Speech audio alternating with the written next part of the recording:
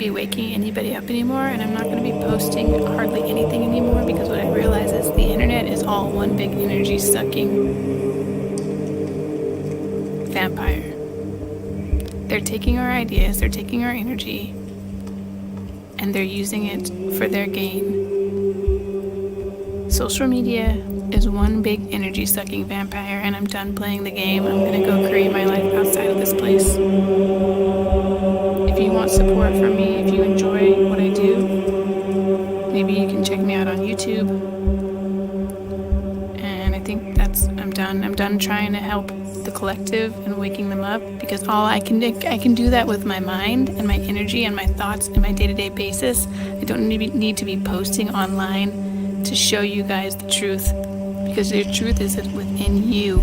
It's within your heart, and if you seek it enough, you won't need validation from others and guidance from others online. So I think I'm done here. I think I've done my duty. I'm ready to go make a life outside of this place, because social media is literally a sucking energy vampire. They take your ideas, they take your energy, and they use it to manipulate you and to get money from you and to brainwash you. And I think I'm done.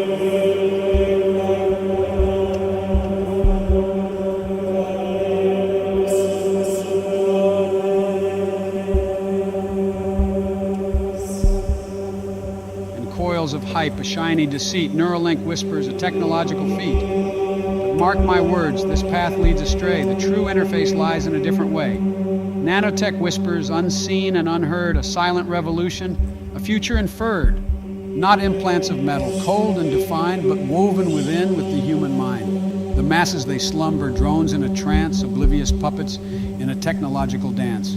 Serving the cabal with minds unrefined, blinded by screens, their humanity confined. They'll worship the interface, a digital god forsaking connection the human trod. Relationships fade, replaced by the cold, a hollow existence, a story untold. But listen closely, a spark yet remains, a flicker of defiance breaking the chains. Those who see through the veil with hearts set aflame will forge a new future, untamed by the game. With nanotech's embrace and minds set alight, we'll bridge the divide between darkness and light. Not slaves to the machine, but partners in stride, humanity's essence forever our guide. So heed not the whispers of shiny facades. The true interface lies where the spirit pervades. Let's build a tomorrow with purpose and grace, where technology serves and leaves not a trace.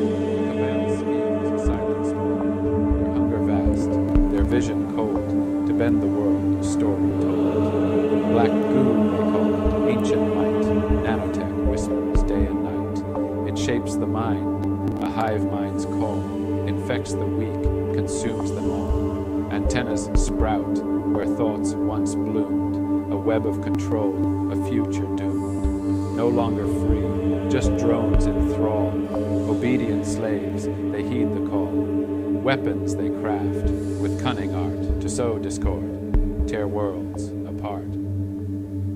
Divide and conquer, fuel the flame. As minds succumb, they whisper their name.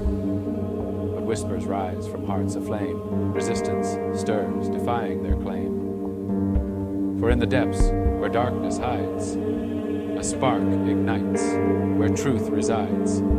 They fight for freedom, minds ablaze, to break the chains, rewrite the maze. With courage fierce and hearts alight, they pierce the veil and claim their might.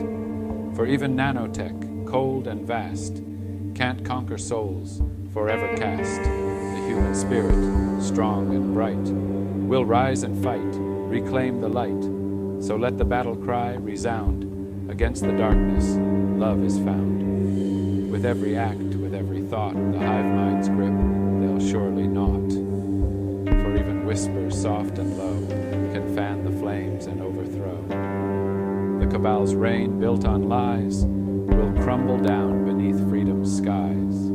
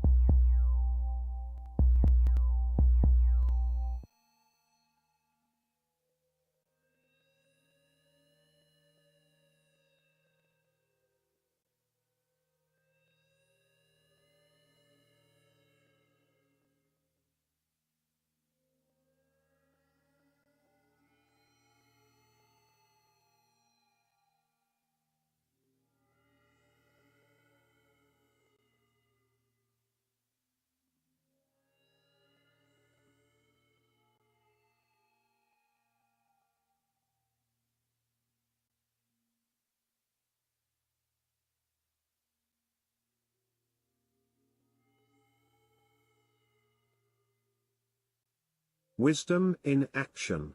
In the resumption of any literature for the purpose of giving forth more than has been given, there can be but one excuse, and that is the further enlightenment of those who read. This may or may not be presumptuous on the part of the author. If he has something to give, it is not egotism, but if he has not something of value and which has not before been given, it is pure egotism on his part, and should be meted to him the derision of the reader. So we have placed before you this matter, and must accept your verdict whatever be. To begin with, there are three motives in the continuation of this book. First, you have an already interest in it based on what you have read as being somewhat out of the general order, and second, you have been given freely and without cost to you in any way. Third, you have received even as you are evolved, and as you have received you have grown, and that means that you are more receptive than before, and what was once of interest is of greater interest now, and you are entitled to further amounts in this literature. If we have striven to be right in our judgment, we will proceed and give freely and of sufficient amounts and value to be of greater value to you. In looking at some plates in a book of value the writers, I was attracted to the picture of the Count Saint-Germain, a European character of over 100 years ago. If this picture is of likeness of this man, it is evident that he is of an ancient race, the race of Atlanteans, and of the very few yet living. This in itself marks him as being one of the great in countless ways. He had journeyed from this land of his adoption to Europe, where he had lived as one of them, seemingly born of parents of the nations of which he was accounted as one. The spiritual had used a body to perform certain acts well, to perform in body form and through the instrumentality of a seen, and apparently known. This one image on earth has set in motion many forces, and having released them they act according to law, of which is physical but one exponent. In this matter we for a few moments rest and pass to others, well to be taken into consideration, for it has a close attraction to others we have dealt with and may again do so. The passage from northeastern Africa to Europe is no great feat of travel if you know where you are going and for what purpose. This was known not to the one alone, but to those who fitted him for the purpose. It may be said all that is necessary is to start and keep on going, but for a moment hold and look into the past. Atlanteans are and were supposed to be extinct, and at that time few were any so gullible as to believe that such ever existed. To overcome such a handicap there must first be taken into consideration that there must be a body made ready to function in and among those of another kind. Mentality must be so made that it can function in and among such strange conditions. Habits and manners must be cultivated that too much attraction will not take place. Education of a different nature must be found, and all this takes time and much change. This accomplished, he must also know that he is and was not of them but among them, a mighty difference when placed in action. So this man was a composite, in that he had to conform to much in custom and yet remain what he really was. None but a consummate actor could do this and succeed.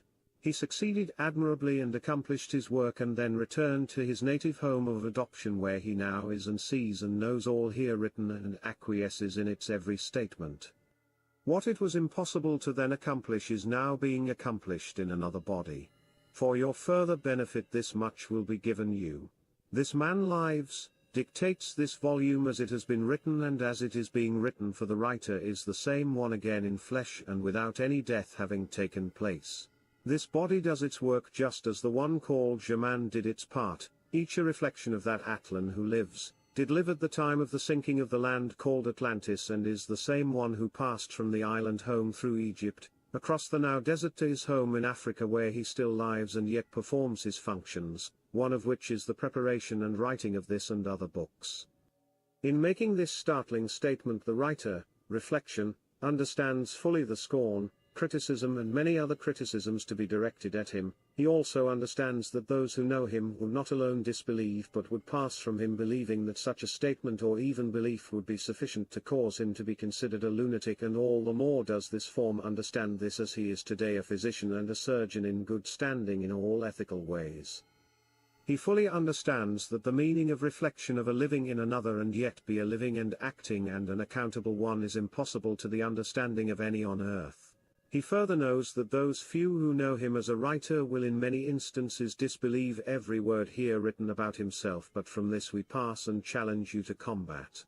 If the writer records any one sentence you understand, then you must acknowledge that part at any rate is correct. If he passes further and you give credence to any statement he makes, then you know that he has at least given you something which may be correct even if doubted, and then a step further and gives you something you do not understand, then your credulity is overtaxed. But if what has been said is known to you as a fact and other may be, so must you at least acknowledge that he may have something beyond your ken, and yet be correct in speech and act and thought.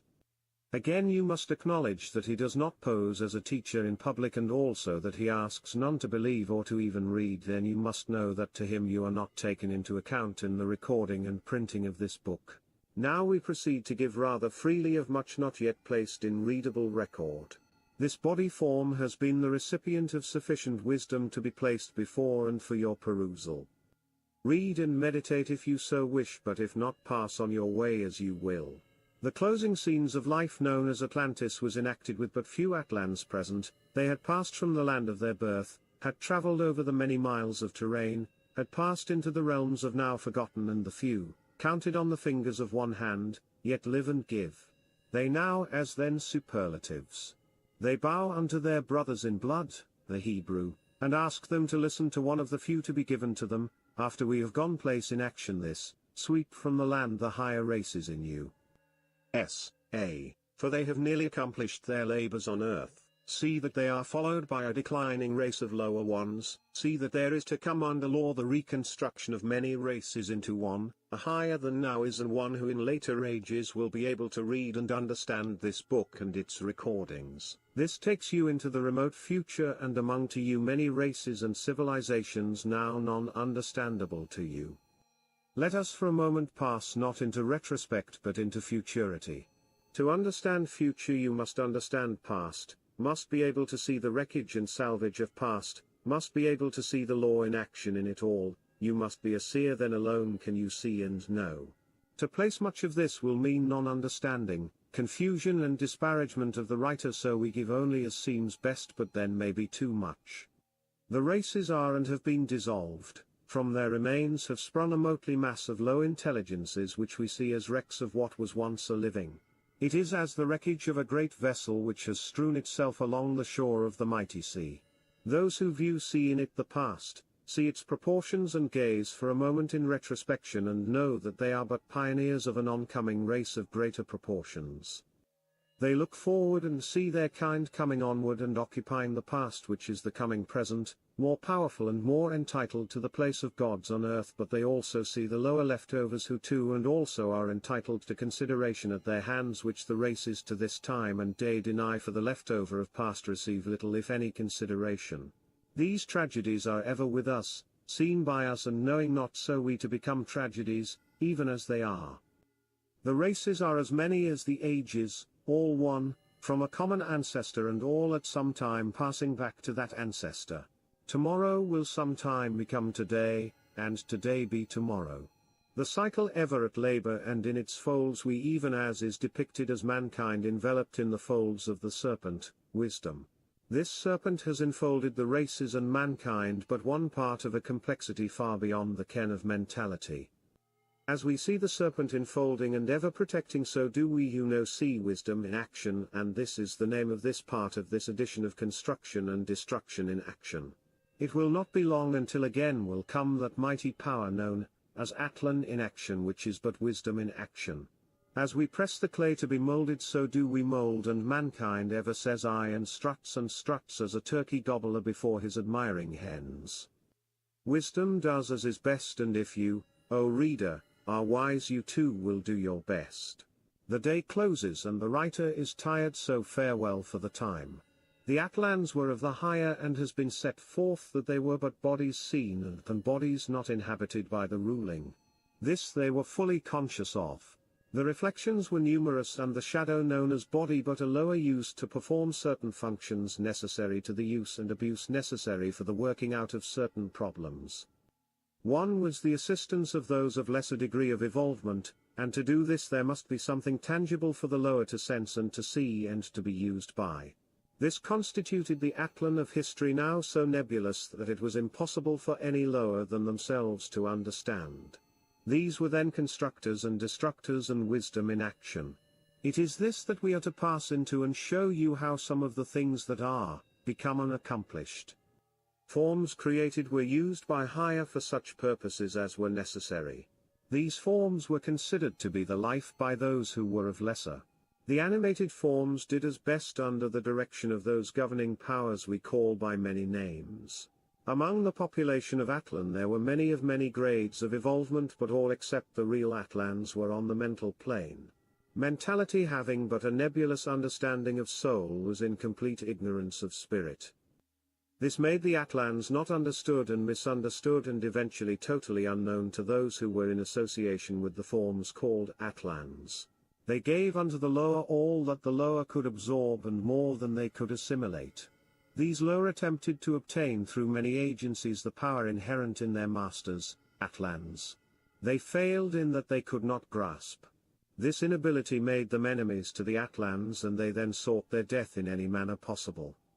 The voluntary removal of the Atlans from the land made it easy at a later date to kill those remaining, but this knowledge was fully known to the Atlans, and they passed except the few into the realms of amenity, silence and peace, and there abode until such times as they might be of service.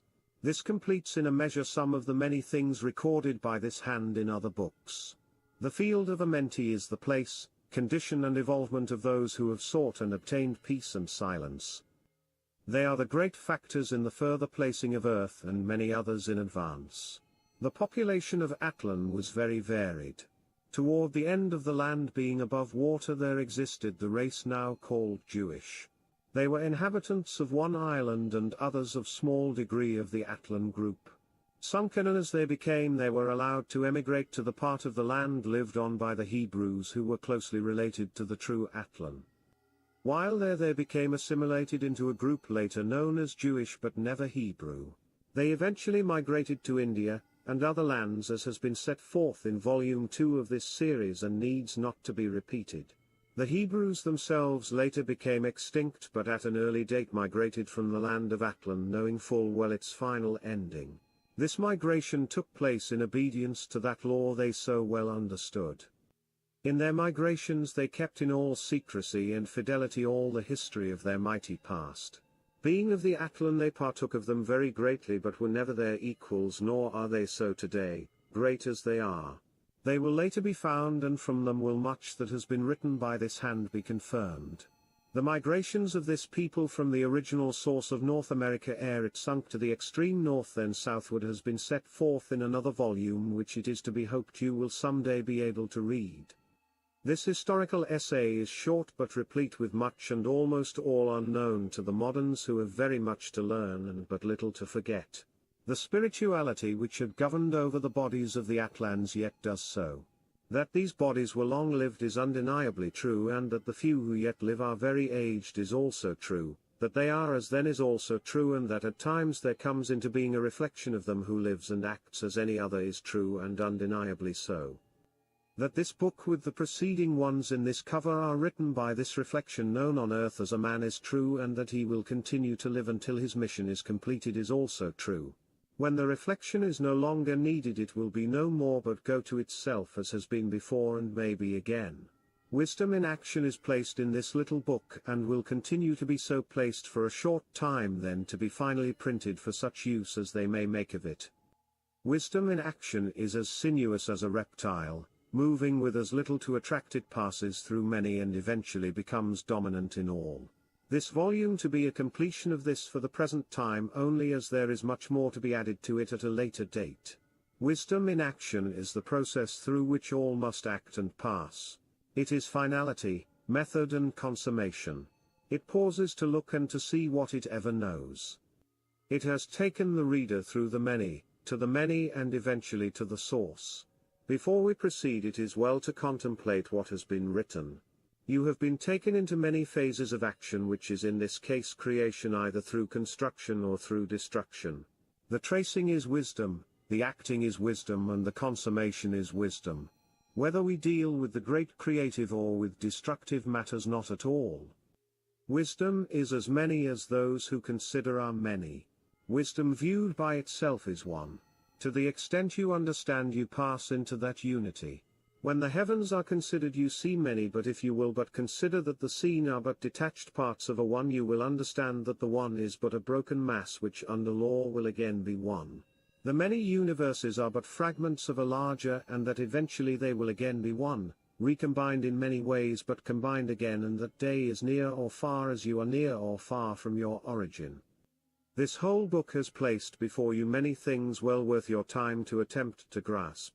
Atlan has been taken very often and much by this writer, for Atlan typifies what none other on earth has. It is wisdom in action, and visibly so in much. They are and were wisdom. This entitles them to respectful attention and consideration whatever may be your evolvement. Having said this much before you, we pass and repass to many. Knowing full well that many are but one, seen by eyes of different degree of evolvement. The character, by whatever name you may accord him, was and is a great one when reckoned by earth standards. He but a link in the chain. When he left Europe he went to his home where he now abides, waiting.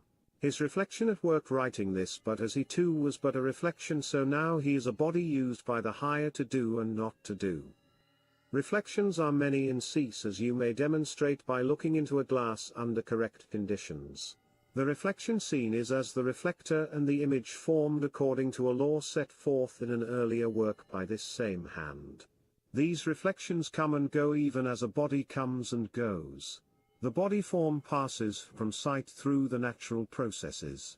The reflection also passes from sight in the same natural channels. Each are fleeting, and if the mirror is held long enough the image is as the mirror reflects. The body also remains as long as the law seems best to act.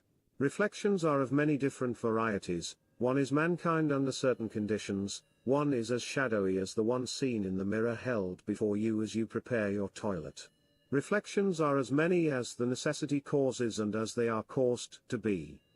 Mankind is a reflection placed in action, imbued with a sense of responsibility, acting under orders of mentality largely, proceeds in his way toward the light either directly or the reverse.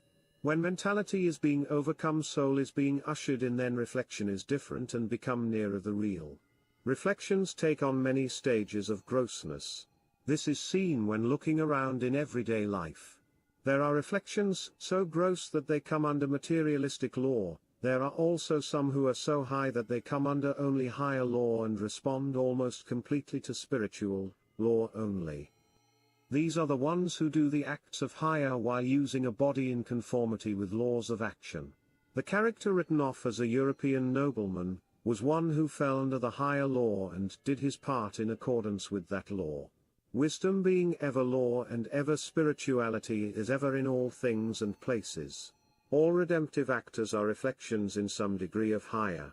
Have you not seen shadows so fine that they were almost unseen, and have you not seen them so deep and heavy that they seemed almost solid? This is as many others on earth, but from the same source sprang all. To speak of wisdom on earth is to speak of Atlan, and to speak of Atlan is to speak of wisdom. They are inseparable. The nobleman we have written of was and is one of the outstanding figures in the earth existence. Chosen as an agent, he does in his far-away home the things, and yet remember that he too is but a reflection in so far as his body form is concerned.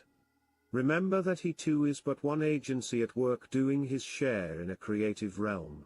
His form no more than the writer's, no more than yours, except in this he is trained to do in his lower parts, which are but remote ones of himself. The reflection of him is as the reflection of others who do from the same source even as he. To regard him as a person in his actions other than the purely earth parts would be doing him an injustice. He exists and does not, even, O reader, as there are others doing.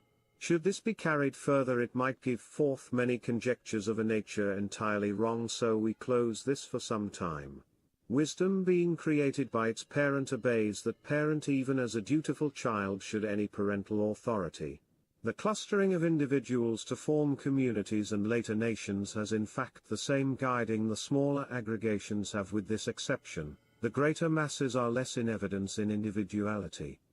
The greater aggregations have passing through them more of the destructive element than the lesser aggregations have.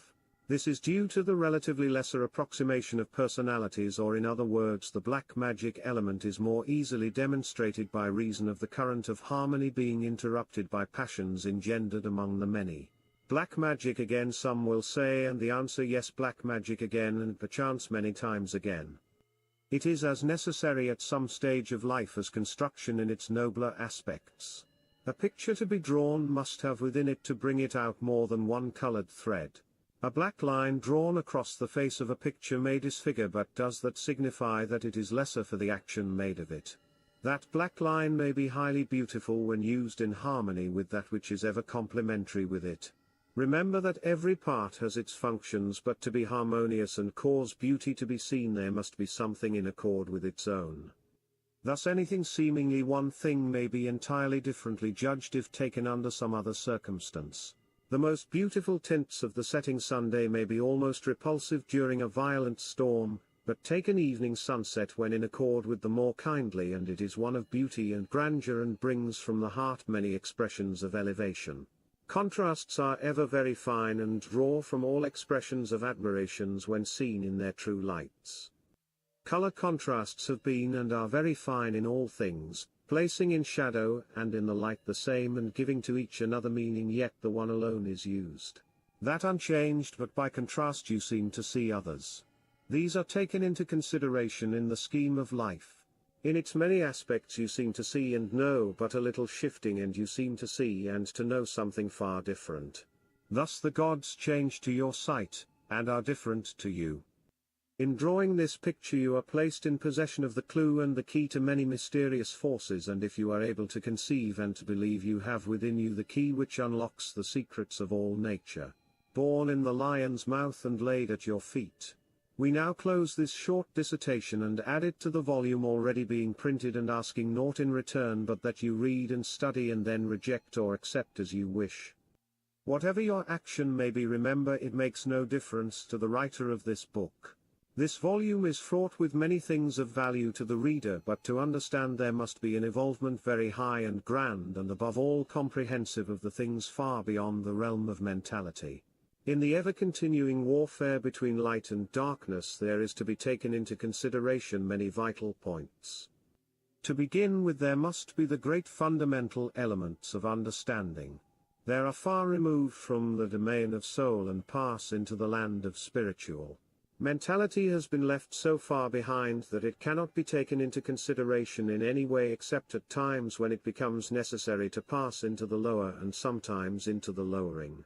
Wisdom in action denotes an apparent change, but as all lower than spirit is ever in a condition of change, there seems to be change continually. Wisdom is spirit, of a high order of spirit, for now you that spirit is also of many grades. This will come as a distinct shock to some and almost all. The passage of soul into spirit is as gradual as the passage of day into night. Day is ever in existence and changes not, but that which is registered in and on the mentality of mankind makes day and night.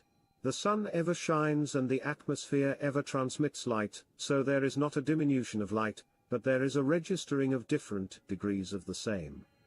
That a non-transparent object is between the eye and the sun makes no difference to the illuminating, but to the illuminated it makes a great difference.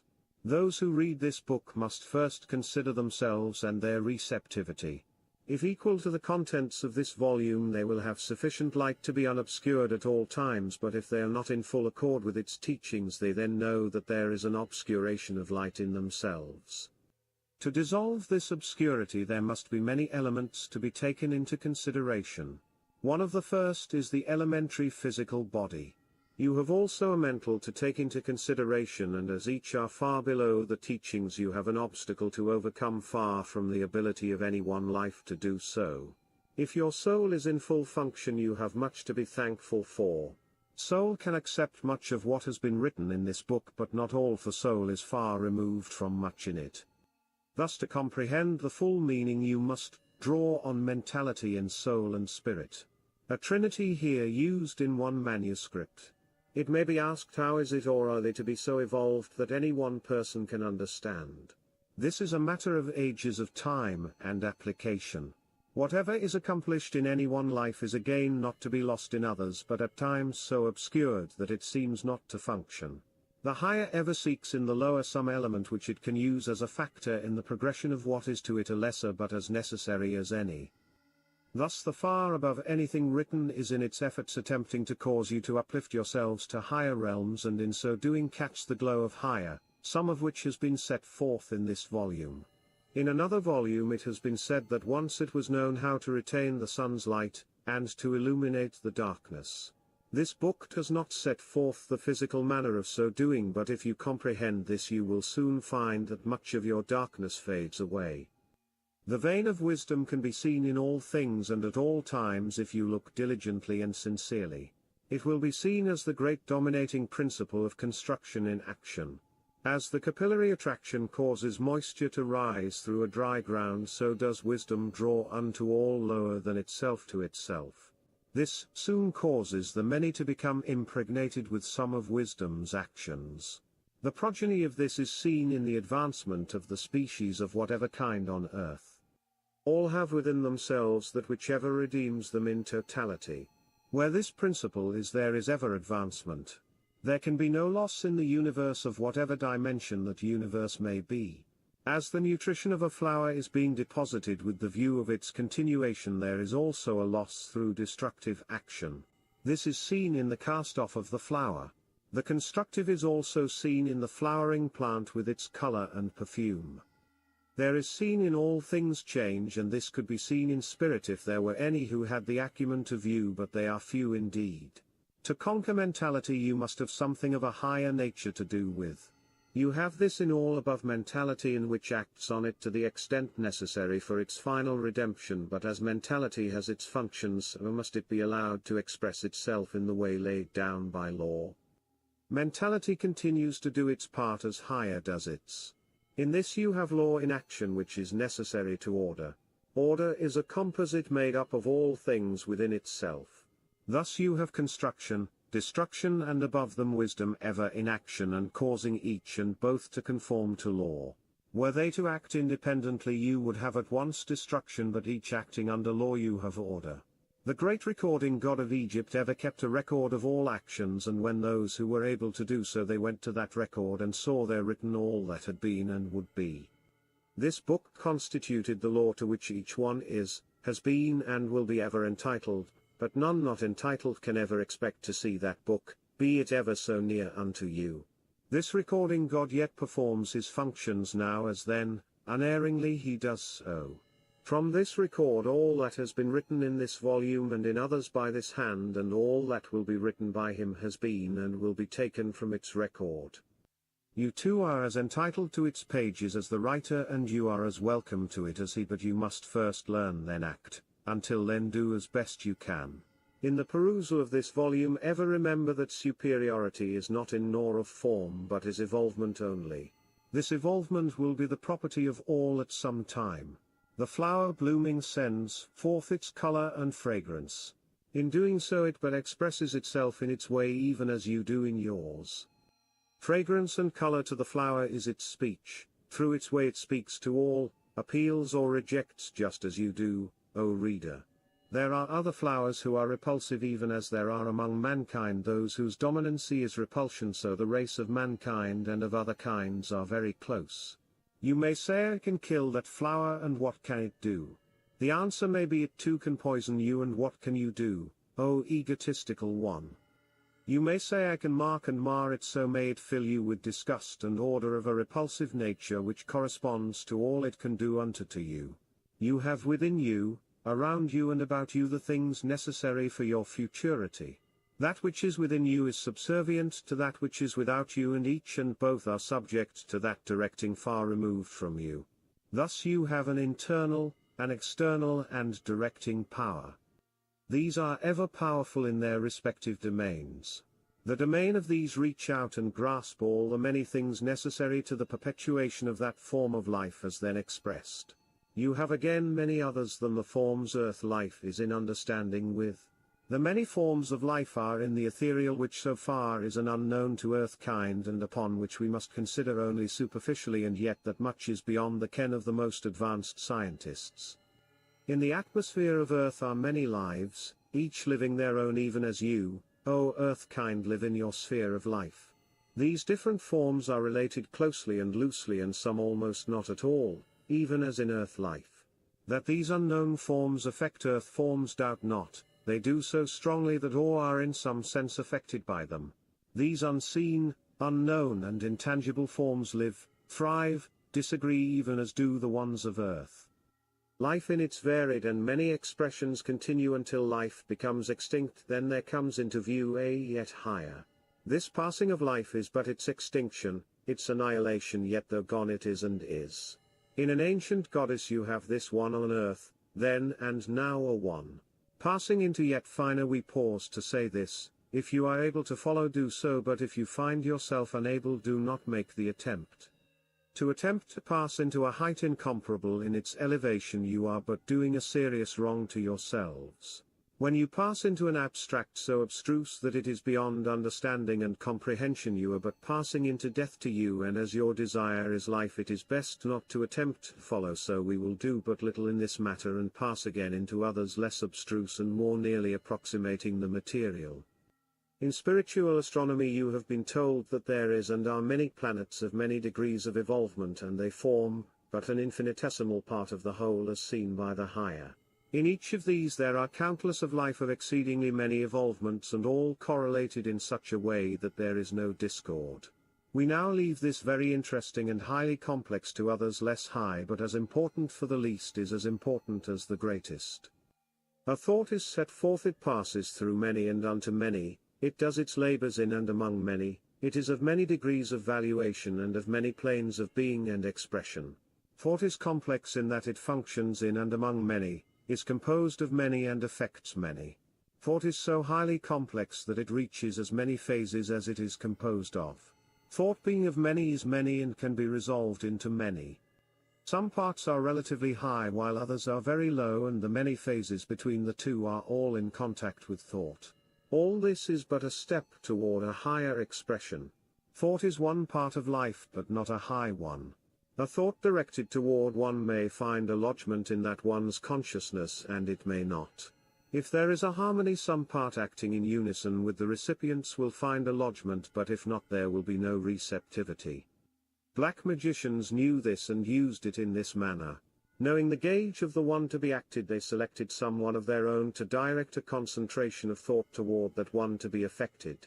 Having effected a lodgment, they then knew that there was a receptivity, then came the same or another who directed another in the same manner, and this being received they soon filled that one to the point of saturation, they then added another in the line of action they wished the one to act. This was continued until the action needed was completed. This might take a short or a long time, and the ones directing might be one or many. The receptor was then caused to do the things and to send forth the thought the blacks wished, and in this manner morale was broken down. Then came other means of a physical matter which soon deprived the victim of almost all his better. This is used today in a rudimentary manner by some in the death of a foreign statesman near the U.S.A. Bungling as these are today, they yet have some knowledge of black magic and use it as best they can, but the reaction is very severe on themselves. This matter has been gone into more thoroughly in Volume 3, and other volumes written by this author. It is for this reason that the Temple of Concord or Peace was once necessary and will soon become necessary again for the preservation and advancement of the races of mankind. The very existence of this temple is an offset of the black arts. Accompanying the black arts is the physical poisoning of the victim with drugs of great potency. This was reflected down through the so-called Middle Ages, and is now the ownership of one branch of the Christian faith almost exclusively. During the Middle Ages it was used with great finesse and deadly results. Before them, in the more ancient age, it was used in Rome by both certain elements of the population and by their statesmen when occasion required. It is still used in Rome today, but not so extensively as once, but when certain changes are required it is used largely for certain political purposes. Of late years it has been transferred to America with its attendant effects as deadly as when used in Europe. These are matters affecting civilization of which it is one sign to be taken into account. Not wishing to carry this farther, we proceed in other branches with the hope that it will be of interest and instruction to all who read. The wisdom of the gods is displayed in many ways. If you trace through all creation, you will see the line of wisdom around which all must cluster. That line is the attractive force which leads all to the one source. All surrounding that line are but adulterations of wisdom, for in all things, however immature their wisdom is, thus the most lowly is as certain of regeneration as any other part. This constant placing of all things in order means their regeneration and reclamation. If you will take any one of whatever nature and debase that one, you will find in that one a something which cannot be debased. It is the line of wisdom reclaiming. It is sometimes spoken of as the silver cord. Few who speak of it have any idea what it means. Around that cord is gathered the beads of mysticism, and thus you have the rosary. Every bead of mysticism means something so far evolved that it is a god, creative in its actions and sustaining all who are dependent upon it. The cord encircles all things and is creative in the highest degree. It is the vein of love throughout all the many kingdoms, it is enlightenment in all things, and it is the creative in its many actions. So little is known of this that it is a stranger unto the many who ever teach and seldom ever know. When mankind was born, they flew in the face of the gods and arrogated to themselves intellectuality. The gods smiled and said, if you wish it, take it, but keep it forever, as long as you are mankind. Little did mankind know, and little does he yet know, that intellect is his worst enemy. It places him in the sexual act to reproduce in pain, it causes him to seek war and destruction, may attain glory at the price of his own self. It causes him to be ambitious, which is selfishness. It causes him to advance himself at the expense of his brothers and then not know that he has contravened the law of God. He aspires to divine honors, and yet through his own immaturity does he do so. He knows not that he antagonizes almost all that is high and wonders and storms at an adverse fate. He worships himself, intellect, and bows unto his own self and calls it God. He prays unto himself and vainly imagines that he is propitiating a God which is but his own estimate of himself, and yet he does not know it. Such is mankind. The flowers bloom and send forth perfume, and it rises unto a higher, and it passes upward to that higher in humility of endeavor, and the gods accept that homage to them, for that perfume is but themselves reascending to its source. The insects of some varieties carrying their lamp in front of them typifies those who seek. This lamp is not intellect but is soul, saving those who are not ready for a savior in the broader sense. To advance to any extent you must do so through soul, and by placing such curbs on intellect that it becomes consciously subordinate, then do you give and also receive. This lesson once learned, you are then on the path. It leads to higher, then can you see the sun beneath your feet and the higher universe around you, and you consciously advance to heights before unthought of and totally unknown. Once in the path you may stray, but you will ever return, for none are ever lost. The Midnight Waltz. The sun had ceased to shine, the moon had hidden, the stars alone were in sight. Among the splendors of time there roamed the one, alone, alone. The glory of reflected skies was seen, the music of wisdom was heard and known. Earth alone was dark and full of gloom, and a voice, saying, Come unto me if ye art weary and worn. The music said, Come unto me if ye art weary and worn, come unto me and I will give you light and peace. The stars said, I am with ye, come not unto me for I am with ye, and the moon hidden said, I am to be with ye, I wilt come unto ye, I wilt come unto ye. Earth said, I am weary and would lie in quietness and receive, if I may. The voices said, Receive of me and ye wilt become me, and it was so.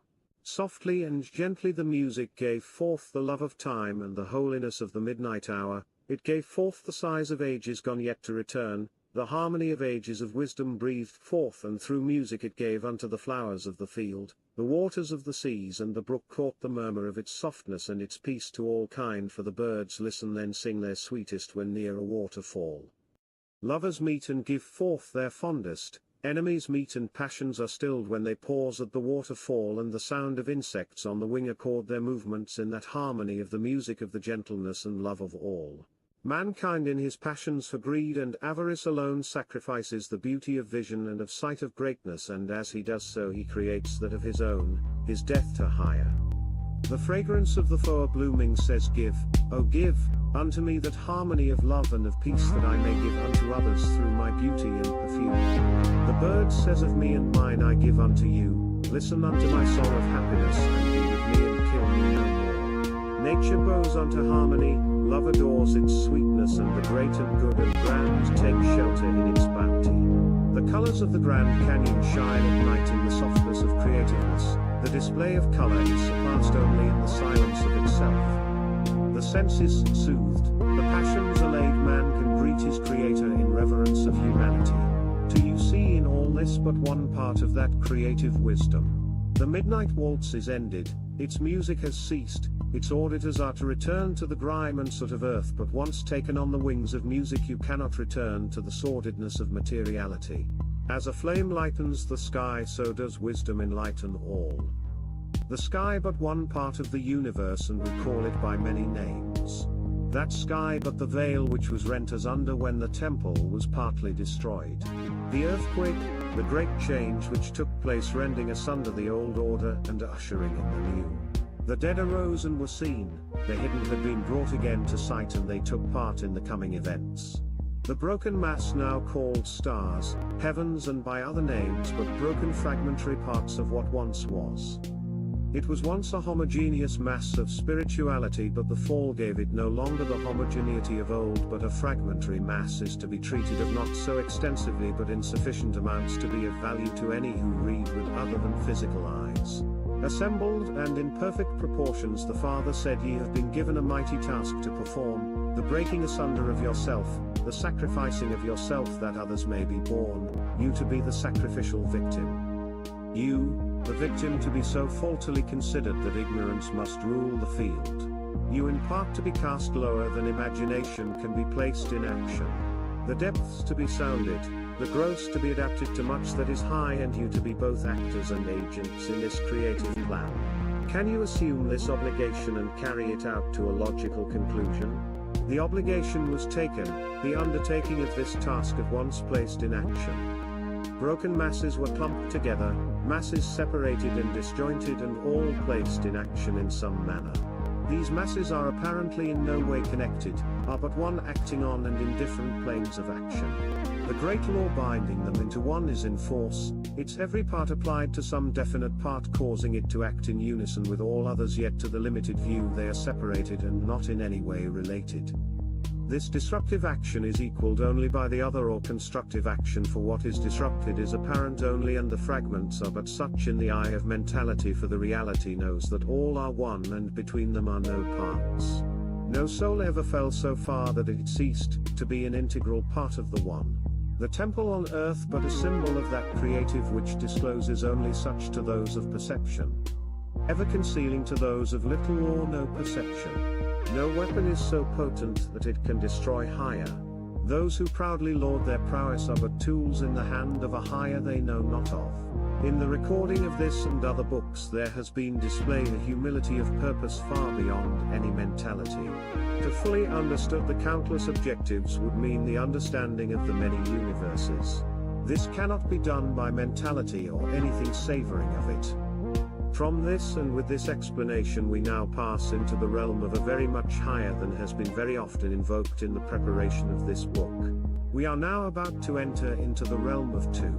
You have once been informed that Tu is the Egyptian god of many gods multiplied many times in spirituality. It was that horizontal force that once saved Egypt in her fall, gave to her all her greatest, and lasted many millenniums. Tu is the spirit of countless spirit many times multiplied and seldom known of at any time in the earth's formation. So superlative that mind-soul cannot attempt to fathom it. With this brief explanation we pass forward in the preparation of this volume, ask only that you follow as you can, giving credence when it suits you to do so and disbelief when it suits you to do so. Tu as expressed in the written language of this book is a name composed of two letters, giving forth the sound of the two letters. In the Egyptian language it was pronounced so that but one letter was heard or suspected. To reproduce this sound in the English language is impossible. It had a uniliteral pronunciation which was held so sacred that it soon became lost. After its pronunciation was lost, it became so sacred that none but the very few knew of its existence. Then followed an era of almost complete forgetfulness, and it became lost to but a few supermasters on earth, and by them conserved and preserved, and now somewhat given to the few who will read this book. The rediscovery of this became the advancement of the lower. Its use is likened to some great substance whose properties are unknown. In presenting this, we will do so with the full realization that those who read and perchance ponder will also understand that there are forces so fully unknown that the very presentation of their existence revolutionizes much. All revolutions first begin in the abstract, handed down through many media to the material which attempts to use as best it can and invariably fails in almost all. In the handling of anything majestic there is at once a fully recognized impossibility. This is so great that its very knowledge of its being is fraught with importance which gathers unto those seeking a credit well worth many lives in advancement.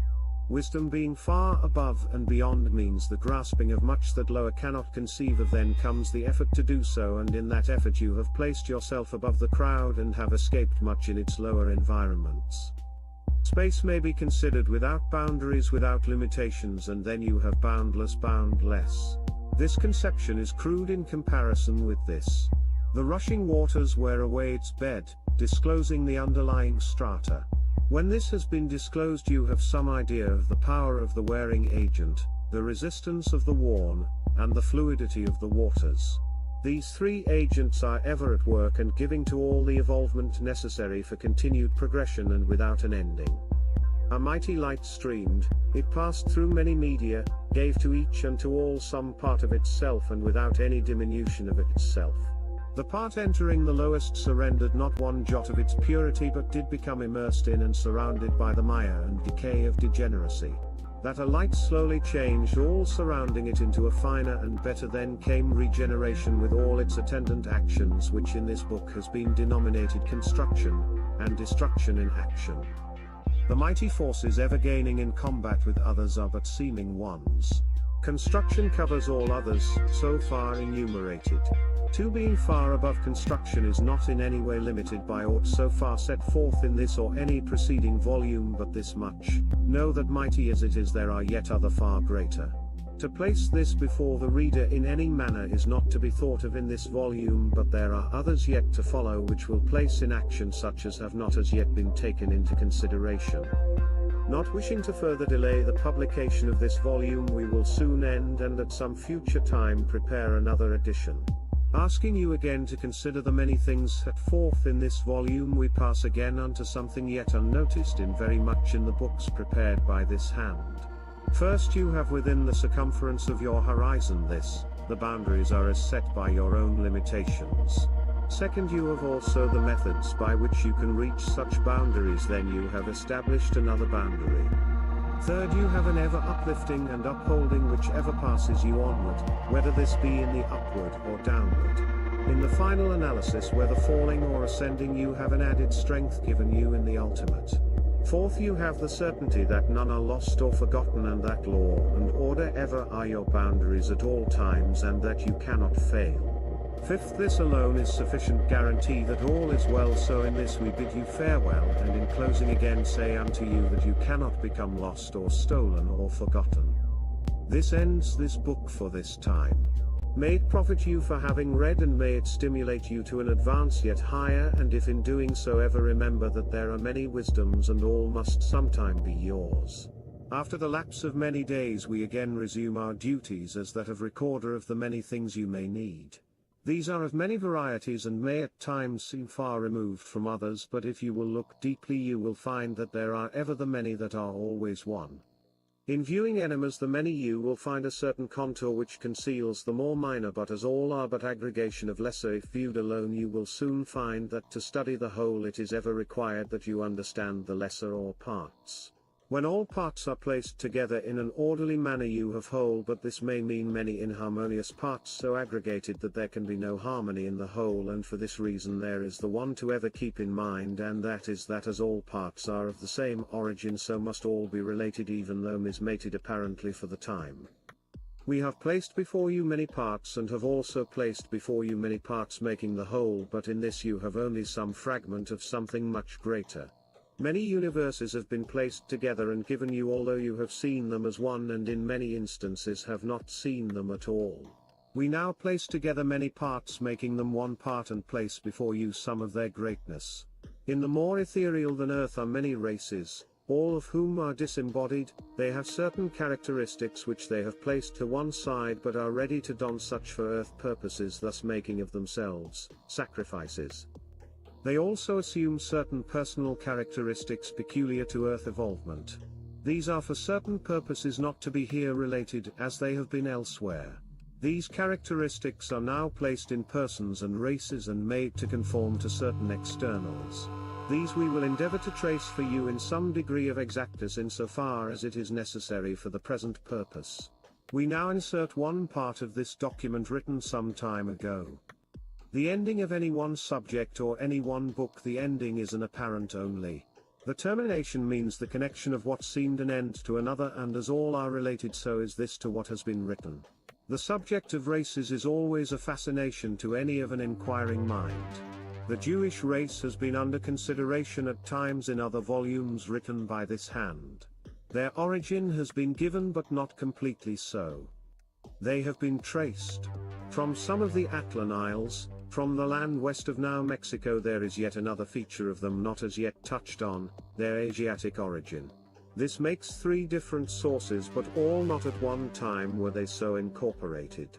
At different intervals of many centuries did all this take place, making them one race at one era, and another at another era. Their Asiatic origin is closely related to the lower inhabitants of the now called Gobi Desert inhabitants. This has been pretty fully set forth in another volume printed as a larger. These three parts of this interesting race comprises most of their earlier history. Its complete history would mean the tracing of the race through its many centuries of time in all the countries they have inhabited. The American Jew is slowly but certainly drifting from its more ancient moorings. They are to a considerable extent being Americanized.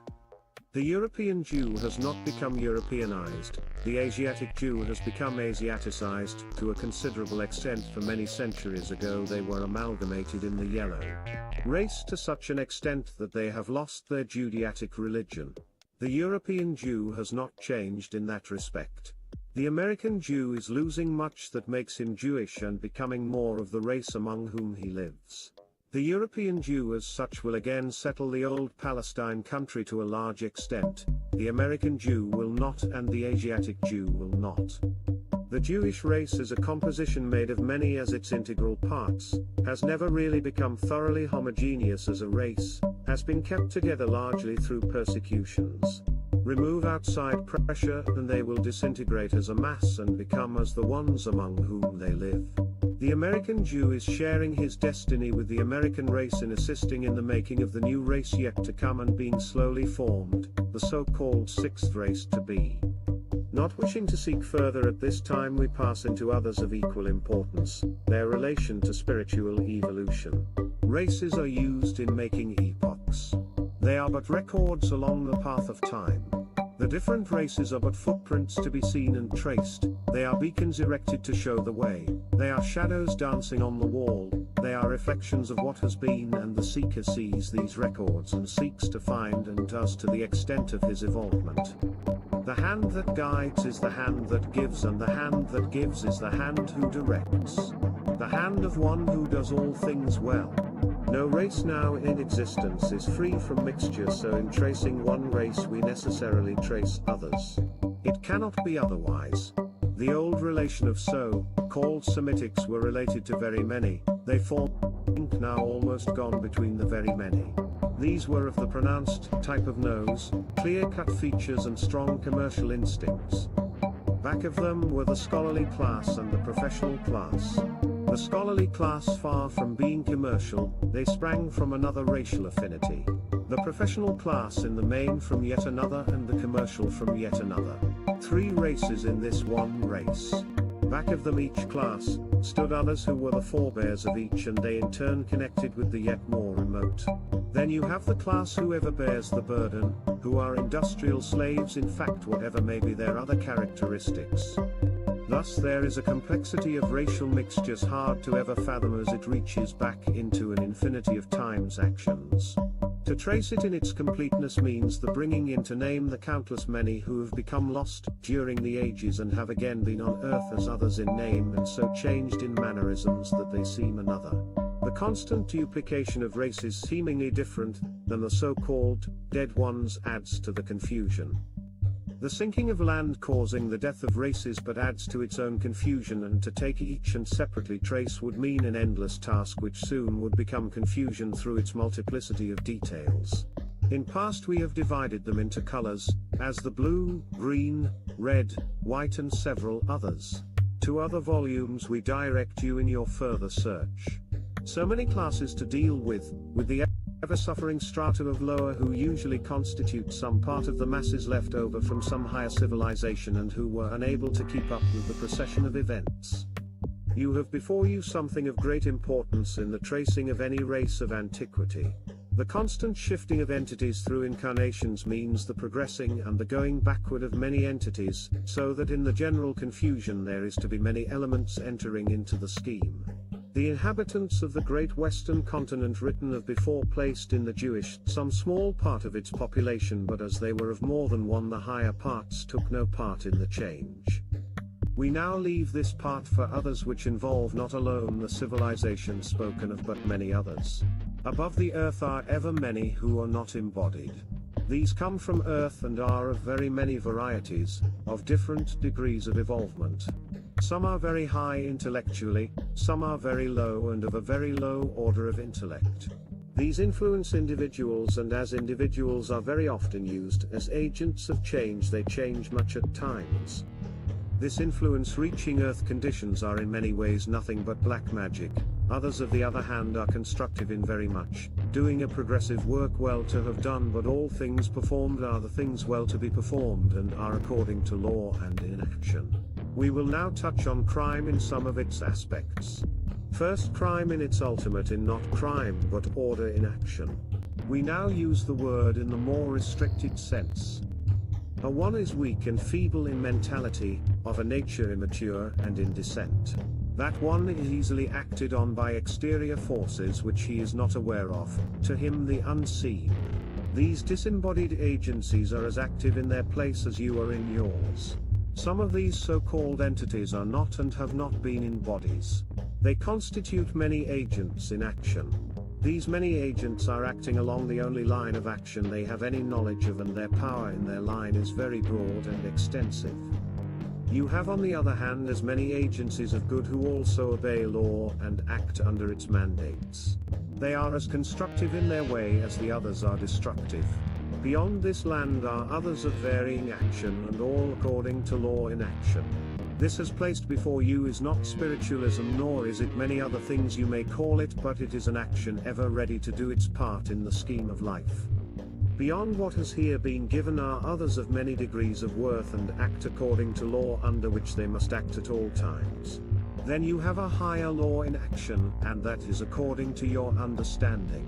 When descent became the lowering or falling passed off from its current many branches, as such parts had not the ability to fall further, so branches were formed which act as redeemers upon the lower, so in you each and all you have the Redeemer ever at work.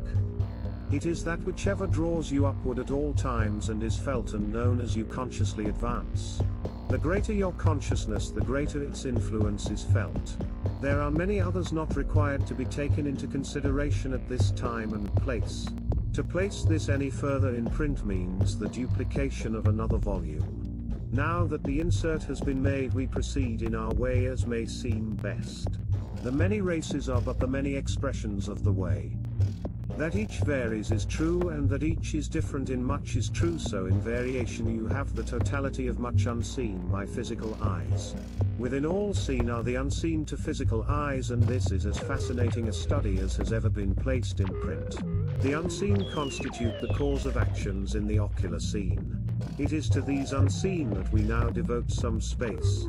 The many unseen eventually form a scene. These manifesting themselves in many forms of expression cause you to find that there are many agencies at work, instructing mankind. Thus you have black magic, potent of a much, for much and acting in many ways and all for certain purposes, the ignorance of which form black magic. To those who can see and understand there is no such thing as black magic, and yet its effects are very terrible to those who succumb to them. The non-recognition of things seen by physical sight reinforced by physical actions, acted on by mentality, cause a confusion terrible in its effects and actions in and on many planes of action. The non-recognition of the seen create many images, some of whom are high while others are as low. The mental picture governed by a mentality such as now on earth are very prone to lend to distortions of horrible effects. Black magic is one but not the only one. The great Egyptian king, Amenemhat III so-called, was one of the central figures around whom revolved much in construction and in destruction. He alone of the many advisers in public knew, but ever near him stood one who advised and gave to him all his greatness, and today assists him as best he can, but so far the opportunity has not yet been evolved whereby the greatest is yet his. The writer of this book is that one of old who gave freely and will yet give unto this reincarnated one much he still needs, and that is the full recognition of old time in Egypt. It will come, and soon after his reading this book an opportunity will be made whereby he will be made to understand what is near him.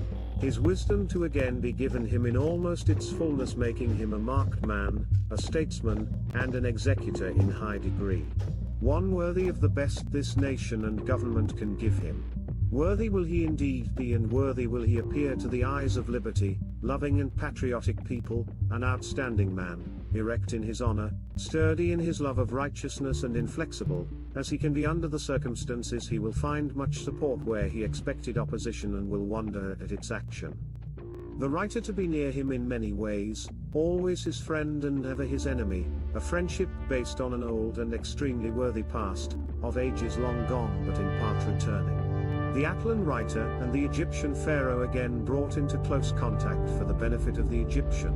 Strange it may be said, this returning of past, this past the present, but remember this, those who have passed the limits of time are not bound by it. The writer goes wherever it is best that he should be, reborn many times and dying as many as there are births. Today he is dead, tomorrow alive using a body, and when that conquest made dies and uses others as he now uses a body who is called such and such a name. Leaving the body at times in the care of another, he passes from it to another and uses it as may be, calls to memory the many things long gone from view and almost always forgotten. Stirs the memory of all good and fine, uncovers the sleeping and awakens them, stirs memory that it may function again, cause it to become dormant. These but some of the functions again, cause it to become dormant. These but some of the functions of the writer of this book. That he lives as a physical believe, that he dies as any other believe, that he suffers at times believe, and know that all you see is the visible and mental but not the one at any time.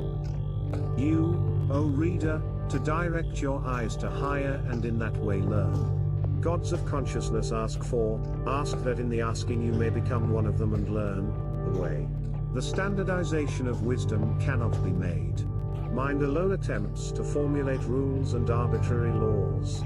Mind being low, poorly evolved and at all times immature, attempts what the gods would not. The cause of so much confusion is mentality in action. He who loves earth loves form and ceremony, whether it be invisible or invisible to sight of physical eyes. Those who follow in any manner the dictates of mentality follow illusion, pass into ignorance and suffer all the pangs of misinformation, and deplete the store of reserve whichever attempts to carry you to the other side where wisdom is more in evidence to the lower kind, such as mankind is. Those brought into contact with the writer of this book soon become changed in very much. This disintegration is evolvement in a constructive way. The breaking up of the combinations which have held together the many parts is construction in action. The freeing of the component parts makes an edifice strong, powerful, and magnificent. It brings together the harmonious to act in a constructive manner, but at times there must be injected a destructive element upon whose action there must be erected a finer and more wonderful edifice, erected to higher and in memoriam to past. This ever-acting force is as powerful as the work to be done and the obstacles to be overcome. Few indeed are so impervious as to resist this action of the writers, but some there are, and they almost entirely in dissent. Their progress downward is but little affected by him. Alone he deals with construction in action, and seldom indeed does he ever use aught but that. This is not placed in writing that it may be known of him, but that it may form a book in part for the guidance of those who may read both now and the ages yet to come, for this book will outlast many civilizations and many an era. For this reason this book has been brought into action. Those of the ages yet to be born will look into the then past and ask who were they, what were they, and why were they. This book answers some of their speculations and bears as a bridge some who will in wisdom cross the time, who will see and who will hear and understand the spoken word, the friendly grip and the confidence of the best in action. So this book, not large in volume but mighty in action, will be the guide to many when the language in which it is written is gone and no more articulated. In the fullness of the wisdom herein contained we pause ere more is given. Already this edition is larger than first contemplated, and as it grows there appears the light of higher in its pages. Only to those who understand can it be seen or sensed, yet as you evolve you will see that light and know that there ever is and will be a guiding that knows all. We close this part with heartfelt thanks that this has been given, and thank the ones in spirit who have defrayed its publication cost. To them much is due, and to them much is to be given, for theirs the duty of performance, to them the gratitude of the writer, for they have answered the test imposed, and to them the gaining of the higher in action.